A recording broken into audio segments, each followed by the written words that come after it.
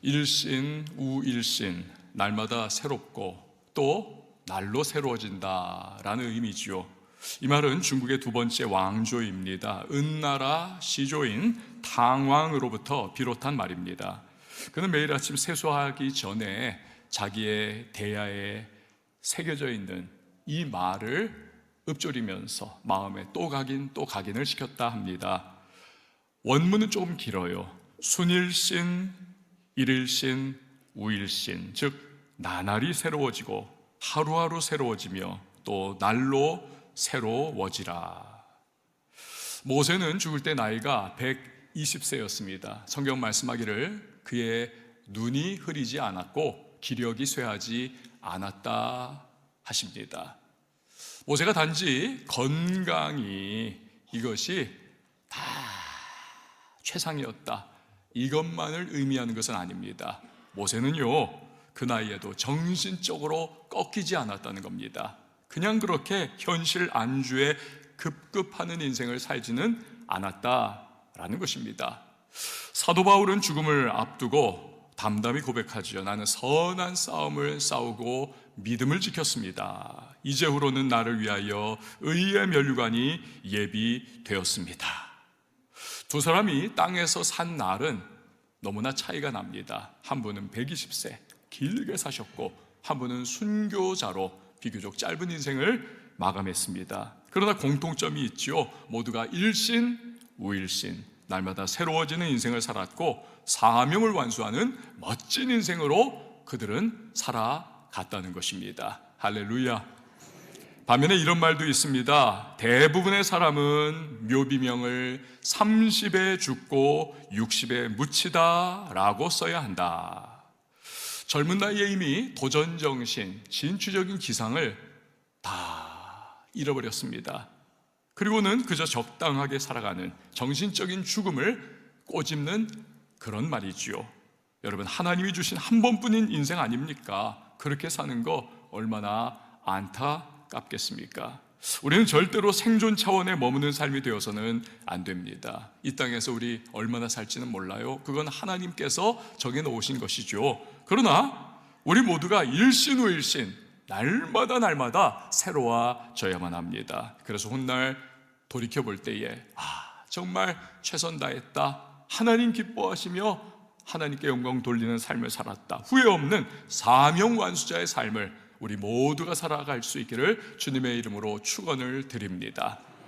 문제는요, 인생을 살다 보면 우리를 피곤케 하고 지치게 만들고 마음과 생각을 낙심하게 만드는 일들 너무나 많습니다. 경제적으로도 막 압박 때문에 시달리고 육신의 건강 무너져서 고통받는 분들 얼마나 많습니까? 삶에 낙담한 사람이 많아서인지 통계청 조사를 보니까요, 여러분, 우리나라에 히키고모리지요, 은둔형 외톨이 몇 명 정도 있을 거라 생각하십니까? 와, 놀랬습니다. 인구의 5%입니다. 250만 명이 은둔형 외톨이에요. 히키고모리. 청년층만 딱 뽑으면 그것의 또 10분의 1입니다. 25만 명. 어마어마한 숫자가 아니고 무엇이겠습니까? 그만큼 인생이 힘겹다라는 방증이 있죠.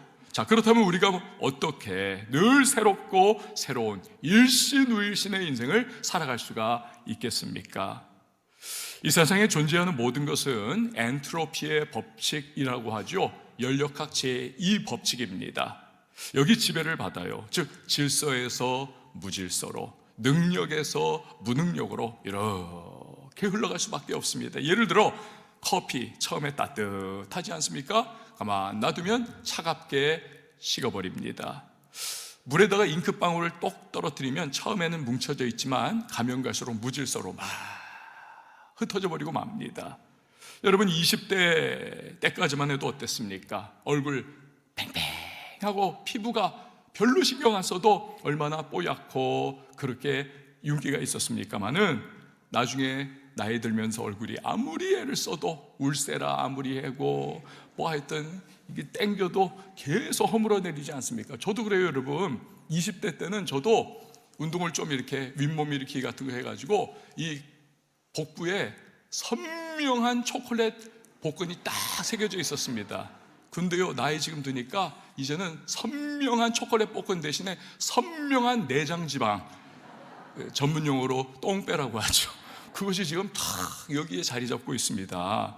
여러분, 결국 인간이 일생이 생로병사 이렇게 나가는 것도 엔트로피의 법칙을 우리에게 그대로 보여주는 거죠. 이처럼 세상 모든 것은 시간이 갈수록 점점 낡아갑니다. 약해집니다. 그리고 결국은 사라져 가는 것이죠. 근본적 원인은 에덴 동산에서 인간이 하나님 앞에 반역하여 세상의 죄와 저주가 들어왔기 때문이죠. 그렇기 때문에 우리가 이 세상에 속한 것으로부터 내가 힘을 얻으려고 한다, 능력을 얻으려고 한다, 소망을 얻으려고 한다. 여러분, 이것은요 반드시 한계에 봉착할 수밖에 없습니다. 일신우일신의 인생은 요원할 수밖에 없다는 것이죠.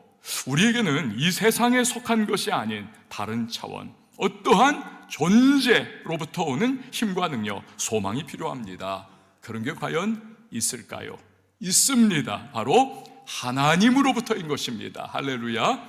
하나님. 오늘 본문 말씀이 그것을 소개해 주는 겁니다. 이 말씀은 원래는 바벨론 제국의 포로로 살아가고 있던 이스라엘 백성들을 향해 주신 말씀입니다. 세월이 흐르고 흘러 포로된 지 50년, 60년, 심지어는 70년이 차가고 있습니다. 그런데 전혀 해방의 어떠한 기미가 보이지 않아요. 자연히 낙심하는 사람, 절망하는 사람이 쌓여갑니다. 그냥 이 모양 이 꼴로 살아야 하는 건가? 이 생각을 하니까 그때부터 어떤 이는요 캐세라세라예요. 그냥 될 대로 되라 하면서 그렇게 살아갑니다. 어떤 이는 아예 실망과 좌절의 늪에 빠져 허우적거리며 살아갑니다. 어떤 이는 사명에 대한 생각, 이거는 아예 이제는 그냥 떠나보내고 그저 잘 먹고 잘 사는 데에만 눈이 벌게 져가지고 살아가는 것입니다. 근데 그런 그들에게 선지자가 외치는 것입니다. 28절에 보니까 너는 알지 못하였느냐, 듣지 못하였느냐. 알지 못했냐, 듣지 못했냐. 여러분, 이것은 의역을 하면요 내가 지금부터 할 말은 이건 절대적으로 틀림없는 말이야. 그러니 잘 들어라, 이런 의미를 가지고 있는 겁니다. 그리고 나서 선지자는 하나님이란 어떤 분이냐, 이걸 확신에 차가지고 선포를 하는 겁니다. 28절 하반절 말씀 우리 같이 한번 읽어보시죠. 시작. 영원하신 하나님 여호와 땅끝까지 창조하신 이는 피곤하지 않으시며 곤비하지 않으시며 명철이 한이 없으시며, 즉 하나님은 영원한 분이시다. 하나님은 온 우주의 창조주이시다. 모든 것을 아시고 모든 것을 할 수 있는 그분은 전지전능하신 분이다 라는 것을 강조를 하는 겁니다. 여러분 믿으시길 바랍니다. 미국의 한 신실한 크리스천 부부의 이야기입니다. 이분들이 소명을 받았어요. 그래서 마음 뜨거워져서 우리가 해외에 선교사 가정으로 가겠습니다. 그 문제를 두고 이제 기도를 계속하는 겁니다. 그동안 살던 고향, 삶의 패턴, 안전적인 삶의 환경들, 이걸 이제 다 내려놓고 가야 되니까 믿음으로 가지만 일말의 불안감도 있고, 우리 자녀들도 적응 잘할 수 있을 것인가, 여러 가지 생각과 염려거리들이 이 교차해 나가는 거예요. 그러다 가끔씩은 정말 하나님 우리 부르신 거 맞나? 라고 하는 근본적인 의심마저도 쓱쓱 끼어들어 오는 거죠. 그러니까 계속 기도가 되는 거예요. 기도가 계속. 근데요, 그 즈음에 그 근처 마을에 엄청난 허리케인이 몰아닥쳤습니다. 여러분, 우리의 태풍, 이건 허리케인에 비하면 그냥 장난이에요. 허리케인 여러분 영화 같은 데서 가끔 봤지 않습니까? 막 소용돌이 확 치는 그 바람이 쫙 몰고 지나가면 아예 그냥 집들이 딸려 올라가고 소도 막 그냥 딸려 올라가고 자동차도 딸려, 완전히 쑥대밭 폐허가 다 되는 겁니다. 대규모 재난 사태가 발생했습니다.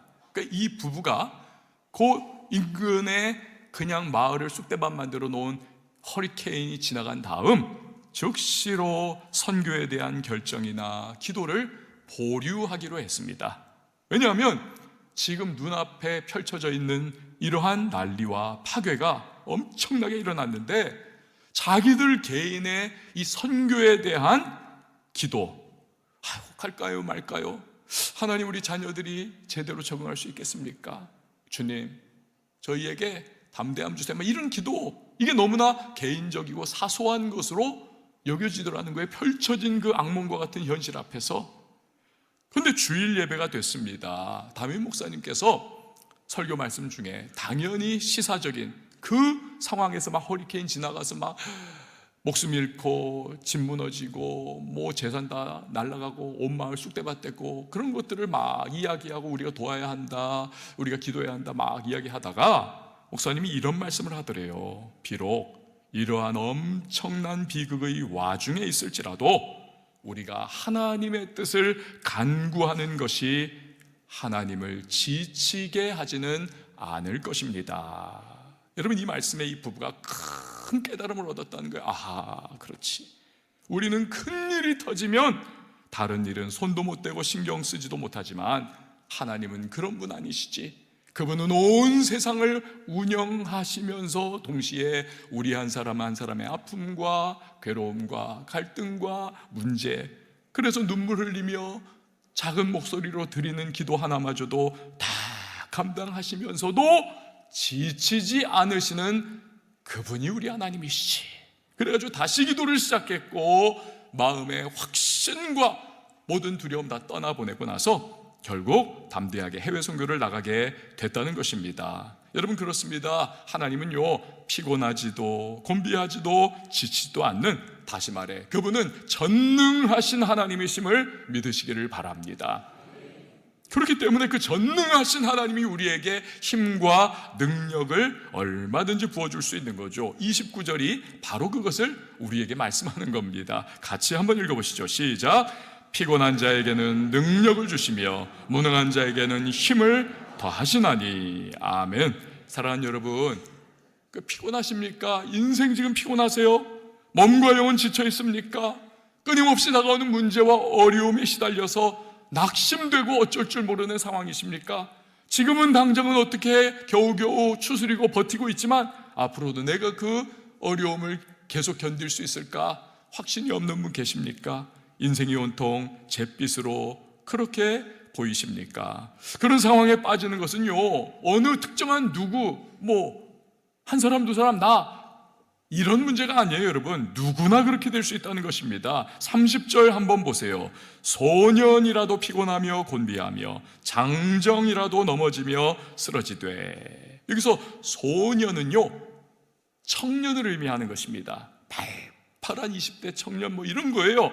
그래서 돌이라도 그냥 씹어먹고 소화 잘 해낼 수 있고, 너무너무 피곤해도 그냥 한 번 딱 한숨 자고 일어나면 언제 내가 피곤했는지 모를 정도로 막 그냥 동해서에 번쩍하면서 뛰어다닐 수 있는 팔팔한 에너지를 가진 이 청년들도 쓰러지고 자빠질 수 있다는 거예요. 피곤할 수 있다는 겁니다. 그리고 장정이라도 넘어지며 쓰러지되. 여기서 장정은 바후림이라고 하는 이 히브리어인데요, 이건 선발된 자를 의미합니다. 선발된 자, 어떤 특별한 사명, 임무, 어떤 사업, 어떠한 미션을 위해 가지고 능력 있고 자격이 갖춰져 있고 뽑고 뽑은 그 상위 0.1% 같은 그런 사람들을 의미하는 건데, 이 장정들도 때로는 지치고 자빠지고 좌절하고 깔아앉을 수 있다는 것입니다.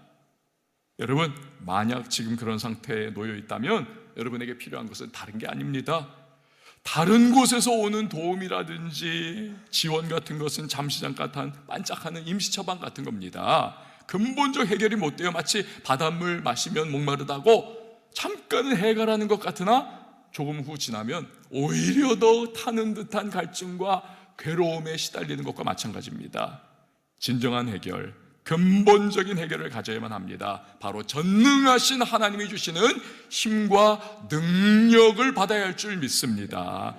하나님으로부터 오는 힘과 능력, 소망을 일컬어서 우리는 뭉뚱그려가지고 은혜다, 은혜라고 말을 해요. 은혜라고. 여러분, 우리가 이 은혜를 받으면 31절에 나오는 것처럼 새 힘을 얻는 것입니다. 그래서 일신 후 일신 날마다 새로운 인생을 살아갈 수가 있는 것입니다. 그 모습이 뭐와 같으냐? 독수리의 날개치며 올라감 같다라는 거예요. 31절 같이 읽어봅니다. 시작. 새 힘을 얻으리니 독수리가 날개치며 올라감 같을 것이요 다른 박질하여도 곤비하지 아니하겠고 걸어가도 피곤치 아니하리로다. 아멘. 여러분, 모든 물체는 중력의 법칙의 지배하에 있습니다. 다 아래로 떨어져요. 심지어는 그 가벼운 무게마저 느껴지지 않는 눈송이도 그렇고 깃털도 그렇고 다 결국 떨어집니다. 근데요, 독수리는 이쪽 날개에서 저쪽 날개까지 쫙 비면 2.5m 정도 되는 그 거대한 날개에 또 몸을 가지고 있음에도 불구하고 쫙 날아올려가지고 중력의 법칙을 거슬러서 창공으로 높이 떠오르지 않습니까? 심지어는 대기권까지 비상하는 거지요. 여러분, 우리도 마찬가지입니다. 문제와 어려움과 고난의 강력한 중력이 우리를 좌절과 절망의 시면으로 끝도 없이 떨어지게 만듭니다. 하지만 하나님이 주시는 은혜를 힘입는 자는 올라가 독수리같이 독수리의 날개치며 올라감같이 우리 비상하는 인생이 될 수가 있는 것입니다. 할렐루야. 제가 좋아하는 기독교 작가 중에 제럴드 시처라고 하는 목사님이 있어요. 제럴드 시처, 지금 보시는 분이신데요, 이분의 책은 여러분 괜찮아요. 무조건 사세요. 무조건 사셔도 돼요. 저분 책은요, 그냥 머리로 끄적끄적 적은 게 아닙니다. 공부해서 연구해서 적은 게 아닙니다. 삶에서 한번 거쳐가지고 나온 책이에요. 되게 은혜됩니다. 어느 날 이분은 고난을 깊이 당한 분이세요. 미니밴에다가 일가족 다 태우고 가고 있었습니다. 그런데 저쪽에서 음주 운전 차량이 확 덮쳐버린 거예요. 그래가지고 대형 사고가 나가지고 그 자리에서 어머니하고 사랑하는 아내하고 눈에 넣어도 아프지 않을 막내딸, 이 세 사람이 즉사를 하고 말았습니다. 그리고 그 차 안에 같이 있었던 이 목사님하고 나머지 3명의 자녀, 그러니까 자녀가 4이었던 거예요. 하나 이제 죽고 나머지 자녀 셋하고 이 목사님만 덩그러니 살아남은 거예요. 여러분, 그 자체로도 얼마나 원통하고 피눈물 납니까? 그런데 아니, 이 목사님 이제부터 살아남은 자의 참 눈물과 고통이 시작되는 겁니다. 떠나간 분들이야 천국 같지만 살아남은 자들은 이제부터 비극이에요. 너무 얼마나 정말 괴롭습니까? 게다가 이 목사님이 이제 남자로서 아주 요만한 애들 셋을 혼자 키워야 하는 거예요. 혼자. 그 20년 세월 동안 얘네들이 앞으로 커가지고 대학 가고 뭐 사회로 진출하기 전까지 20년 동안을 목사님이 홀로 살면서 교수셨거든요. 이분이 이제 그 학교에서 걸어서 금방 올 수 있는 곳에다 늘 집을 이제 빌리는 겁니다. 왜냐하면 엄마 없으니까 데려가고 학교에 데려오고 밥 차려줘야 되고 이것저것 다 준비해줘야 되고 교수 노릇하면서도 이 애들을 계속 케어를 해줘야 되는 거예요. 그러니까 수업 끝나면 빨리 쪼르륵 집에 와가지고 애들 봐주고 다시 또 수업 시작할 때쯤에 따르륵 가가지고 또 수업해야 되고, 이거 20년 하신 거예요. 계속. 얼마나 힘들었겠습니까? 근데요, 그 세월이 지난 후에 이 제럴드 시처 목사님이 이런 고백을 하십니다. 한번 들어보세요. 사고 후에 달이 가고 해가 가면서 깨달은 것이 있다. 하나님이 비극을 통해 하실 수 있는 일과 내가 거기에 반응하는 방법에 비하면 비극 자체의 역할은 덜 중요하다는 것이다. 아무리 최악의 비극일지라도 마찬가지다. 비극은 우리를 나락에 떨어뜨릴 수도 있지만 오히려 은혜와 구속의 이야기를 밝히 예증해 줄 수도 있다. 나는 비극도 구속 이야기의 일부라 믿기로 했고 여전히 하나님이 하나님임을 신뢰하기로 했다. 여러분, 뜻하지 않은 비극적 사고로 어머니와 아내와 막내딸 잃고 새아이 홀로 키워야 하는 엄청난 일을 겪었어요. 억울하다, 원통하다. 그러면서 얼마든지 인생을 자포자기 할 수도 있고 원한을 곱씹으며 살 수도 있죠. 사는 게 있겠습니까? 그렇지만 하나님이 주시는 은혜를 힘입을 때 이분은 날마다 새 힘을 얻을 수가 있었고, 오히려 독수리의 날개치며 올라감 같이 하루하루를 일신일신 믿음의 창공을 이분은 활공하면서 그 바쁘고 어렵고 고난 중에도 그 은혜를 받고 은혜를 늘 간직하기에 이 기독교 서적도 쓰면서 쓰는 것마다 베스트셀러가 되고 수많은 사람들에게 그 은혜를 흘려보내는 축복의 통로가 되더라는 것입니다. 할렐루야. 여러분, 하나님이 주시는 은혜를 힘입으면 우리도 얼마든지 새 힘을 얻어서 일신우일신의 인생을 살아갈 수 있다는 사실을 믿으시기를 바랍니다. 그럼 어떻게 그 은혜를 얻을 수가 있을 것인가? 31절 앞부분이 그 해답을 줍니다. 같이 한번 읽어보시죠. 시작. 오직 여호와를 앙망하는 자는 새 힘을 얻으리니. 아멘. 오직 여호와를 앙망하면 새 힘 얻는다. 이게 해답이라는 거예요. 여러분, 여기서 앙망이라고 하는 단어는 깊이 기다리고 인내 가운데 바라다라고 하는 의미를 가지고 있습니다. 즉, 하나님을 간절히 바라고 기다리면 그가 반드시 새 힘을 주신다는 것입니다.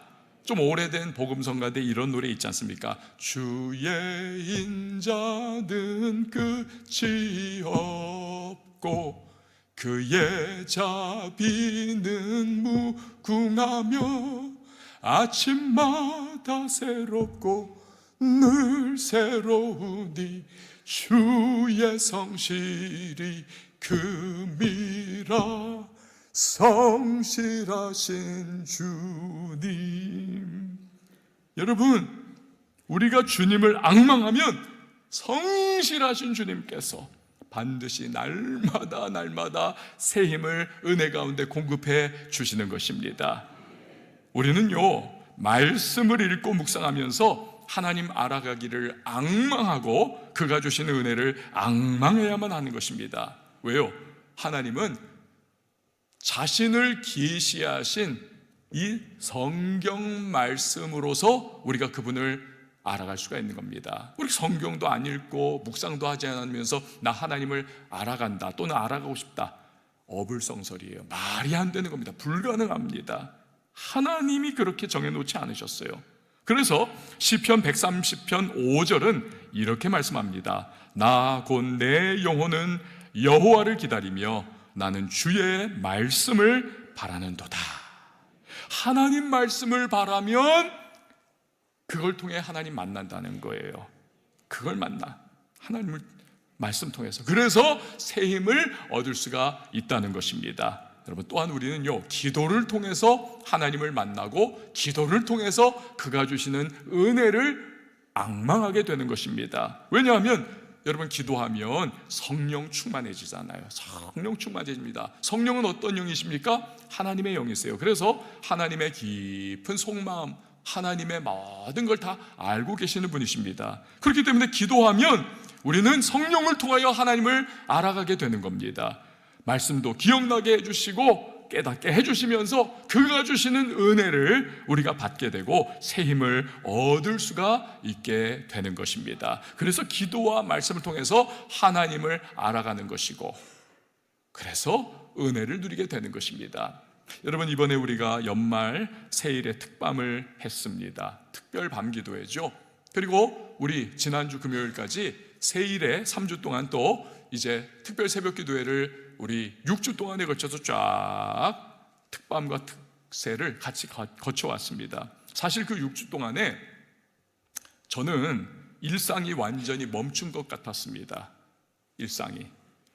사람들도 전혀 만나지 못하고 매일 설교를 해야 하고, 뭐 새벽기도 설교만이 아니잖아요. 금요 뭐 돌파기도회 설교도 해야 되고 또 주일 설교도 해야 되니까 진짜 막 잠자는 시간 빼면 뭐 나머지 시간은 여러분 뭐 과장 없이 하루 종일 의자에 앉아가지고 거기서 계속 말씀 묵상하고 설교 준비하고 이것으로 6주 동안 그냥 완전히 올인이 됐었습니다. 그래가지고 그냥 다른 것을 도무지 할 수가 없어요. 도무지. 집에도 못 가가지고 그냥 음식도 매 세끼 그냥 다 거의 대부분 사 먹고, 덕분에 이제 그렇게 좋아하는 파스타를 매 저녁마다 먹어가지고 아주 그냥 그 부분은 참 고마웠어요.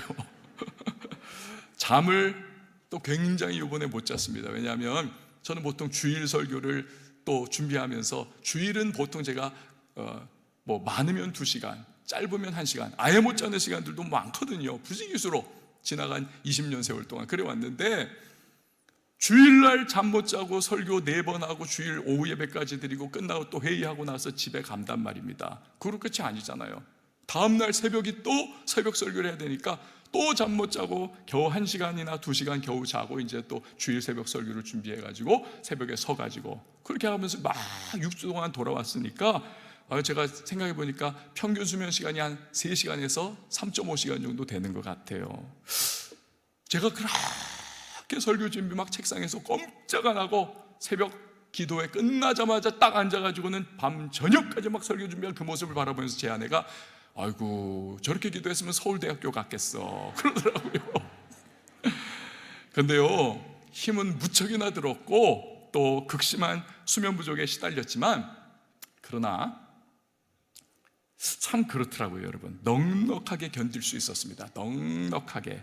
사실 굉장히 힘들었어요. 그렇지만 그 새벽에 말씀 전하고 성도님들이 함께 은혜 나누면서 기도하고, 밤 기도회 때 8시 반부터 또 10시까지 함께 말씀 나누고 기도하고, 그 6주 동안 매일매일 그랬습니다. 매일매일 무슨 생각이었냐면, 설교 끝나고 그 집회 끝나고 나면 마음이 기쁜 거예요. 우리 성도님들이 은혜를 받고 함께 기도하니 교회가 기도하는 집이라고 하는 그 주님의 말씀이 성취가 되는구나. 그러면서 너무 기뻐가지고, 마치 그 여자분들이 아기 낳기 전까지 얼마나 고통입니까? 아기 낳을 때도 너무너무나 죽을 고통인데, 아기 낳아서 그 아기 딱 품에 안으면 방긋방긋 웃는 것 때문에 그 고난과 괴로움 다 잊어버리고 또다시 둘째를 또 보잖아요. 그 마음이었어요. 매일매일이 지난 6주 동안에 매일매일이. 근데 제가 참, 원래 여러분도 아시다시피 제가 뭐 건강이 특별히 좋은 사람도 아니고 에너지가 많은 사람도 아니지 않습니까? 그래서 평소에 그냥 말도 안 하고 이러고 늘 있는데, 어떻게 지난 6주 동안 그렇게 거의 뭐 일주일에 2번씩은 1시간, 1시간 반 이렇게 자고, 나머지 시간들도 한 3시간, 3.5시간 이렇게 자면서 버틸 수 있었을까? 제가 상기해 보니까 2가지예요. 첫 번째는 하나님께서 어쨌든 써먹어야 되니까 건강을 지켜주신 것이고, 2번째는 하루하루 주님이 주시는 새로운 은혜 때문에 일순일신 날마다 새로워지고 날마다 새임 얻고, 그래서 독수리의 날개침에 올라간 것 같이 지나간 6주를 지내올 수가 있었던 것이죠. 여러분, 저만 그렇습니까? 지나간 6주 동안 한 번도 안 빠지고 오신 분들이 여기 부지기수예요. 매일마다 꽉꽉 차가지고 함께 기도하고 밤이고 새벽이고 그래 왔는데, 우리 성도님들도 워낙 바쁘지 않습니까? 사업하랴, 직장가랴, 또 뭐 여러 가지 프로젝트 담당하랴, 그리고 교회 일도 감당해야 되고 자녀 양육도 해야 되고 먹고 사는 일도 얼마나 바빠요. 그런데 다들 그거 아랑곳 않고 다 나와가지고 함께 기도하고 함께 부르짖고 하나님 앞에 찬양하고 막 그랬던 지나간 6주. 여러분, 제가 처음엔 시작할 때 우리 성도님들이 잘 버틸 수 있을까 기우였습니다. 다들 열심히 은혜 가운데 함께 해주셨어요. 그것은 그때마다 주님이 주시는 그 은혜를 힘입어서 일신울신 날마다 독수리같이 새로운 마음으로 이렇게 늘 그 은혜 속에 젖어 있었기에 새힘 얻어서 여기까지 온 것인 줄 믿습니다. 그래서 여러분, 하나님께 우리 한번 영광의 박수 한번 드렸으면 좋겠어요. 감사를 드립니다. 제가 마음속에 그 생각을 가지고 있습니다. 제가 이제 3월부터 안식월 갔거든요. 그리고 나고 이제 6월 달부터 40일 이번에는 한번 해봐야 되겠다. 40일 스트레이트로 한번 해봐야 되겠다. 그 생각을 지금 가지고 있습니다. 얼굴들이 별로 안 좋으신 것 같은데, 하여튼 사랑하는 여러분, 인생살이가 힘겹습니다. 그래서 소년도, 즉 청년도 피곤하고, 장정도, 즉 특별한 임무를 맡은 탁월한 사람들도 자빠지고 깔아지고 넘어진다는 것입니다. 하지만 우리에게는 전능하신 하나님이 계십니다. 전능하신 하나님께서 말씀과 기도 가운데 하나님을 앙망하면 그가 주시는 새 힘을 얻을 수가 있습니다. 그래서 독수리의 날개치며 오름같이 일신후일신 늘 새롭게 인생길 잘 달려갈 수가 있는 것입니다.